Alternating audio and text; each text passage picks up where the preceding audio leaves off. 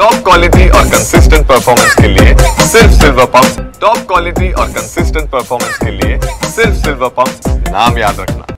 सातारा जिल्ह्याच्या पश्चिम भागामध्ये घाटमाथ्यावर पावसाचा जोर कायम असल्यामुळे कृष्णा आणि वेण्णा नदीच्या पाणी पातळीत वाढ झालेली पाहायला मिळत आहे। सध्या मी संगम माहुलीच्या परिसरात आहे आणि आता जर पाहिलं तर साताऱ्यातील कृष्णा आणि वेण्णा नदीच्या संगमावर या ठिकाणी आता जर पाहिलं तर पाणी पातळीत मोठ्या प्रमाणात वाढ झालेली पाहायला मिळत आहे।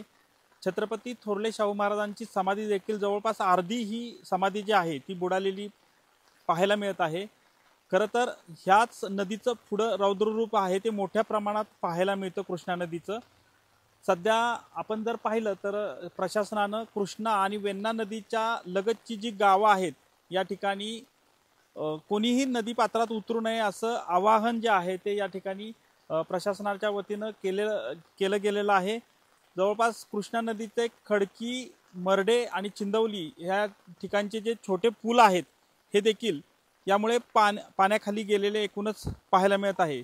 आता जर पाहिलं तर हा परिसर जो आहे तो संगम माहुलीचा परिसर आहे आणि या ठिकाणी देखील पाणी पातळीत झपाट्याने वाढ होताना पाहायला मिळते।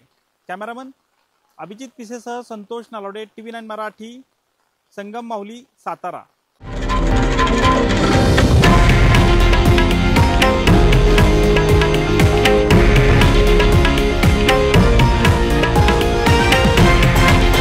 हे आहे देशातील नंबर 1 न्यूज नेटवर्क आणि आपण पाहत आहात TV9 मराठी, एकमेव।